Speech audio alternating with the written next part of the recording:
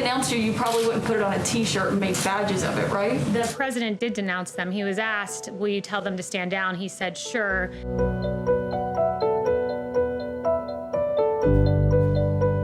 I'd like to ask you for a definitive and declarative statement without ambiguity or deflection.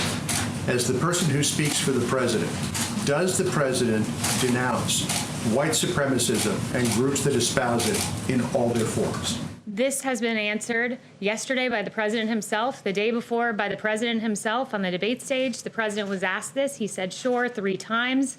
Yesterday, he was point blank asked, do you denounce white supremacy? And he said, I've always denounced any form of that. I can go back and read for you in August 2019, in one voice, our nation must condemn racism, bigotry, and white supremacy. In August of 2017, racism is evil, and those who cause violence in its name are criminals and thugs, including the KKK, neo-Nazis, white supremacists, and other hate groups. I have an entire list of these quotes that I can go through with you.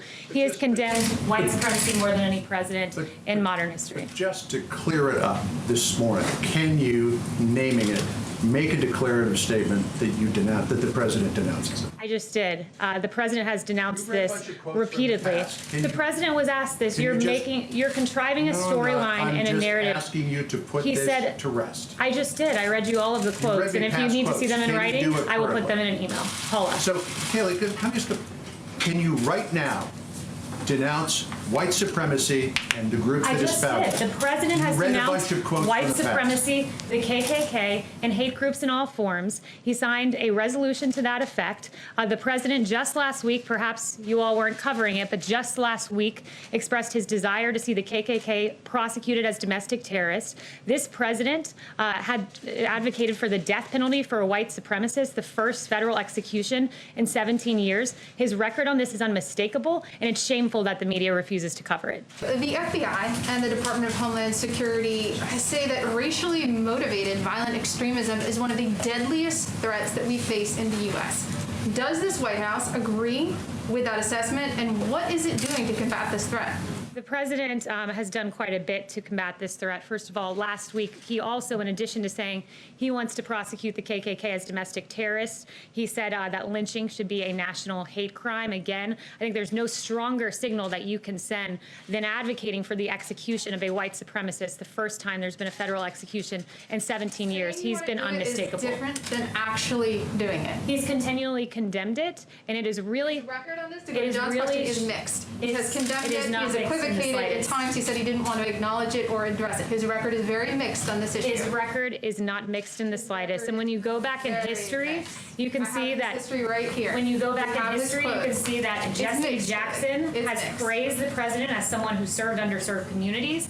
This president with Mar-a-Lago, it was the first Palm Beach club open to African Americans and Jews. And in fact, his record is mixed. He has not been consistent on the issue of white supremacy. So I'm asking you, what has this White House done to combat what the FBI says is one of the deadliest threats in this country? We're not having a debate on a cable news network. You're right now, saying that he condemns it. I have his record right here. You need to let me finish. His record is mixed. It's quite funny that the media goes haywire about interrupting in debates and then chooses to pursue that very same tactic themselves. This is a White House briefing. You ask a question and you give me time to answer. So the Proud Boys, or people who consider them to be members of this group, give voice to these misogynistic, Islamophobic, anti-Semitic, anti-immigrant views. They're a despicable group by pretty much anyone's standards. So when the president was asked about them, and you say he denounced them, that's what you're insisting that he did on the debate stage the other night.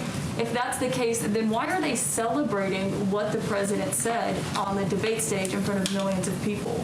Well, I don't speak for that group, so I'm not sure why you're asking me why they're saying a certain thing. If someone denounced you probably wouldn't put it on a T-shirt and make badges of it, right? The president did denounce them. He was asked, will you tell them to stand down? He said, sure. Went on to stand. Which seems like an instruction. He said, stand back. And then just yesterday when he was asked, he said specifically, stand down, a synonym with stand back. And the president said, sure, when asked by the moderator whether they should stand down. So again, it's really interesting, too, to see that the media seems to be the only one putting the names of these groups into headlines, into media reporting.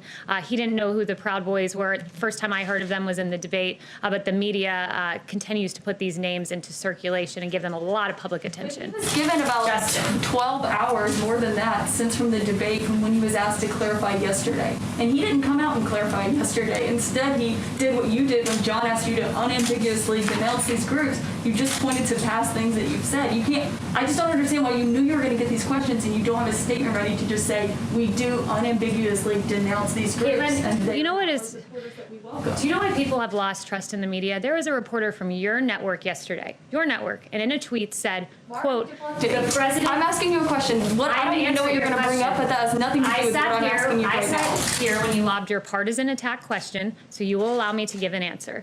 The president and someone from your network said yesterday in a tweet, the president dodged a question about white supremacy. That was a tweet from a CNN reporter. The president specifically, verbatim, was asked yesterday, white supremacy, do you denounce them? To which he responded, I have always denounced any form of that. Those are the facts. And CNN, I know that truth is of no moment to your network, but those are the facts. They're not the facts. Why are Republicans are calling on the president to be more forceful? His own party. Thanks, Kayleigh.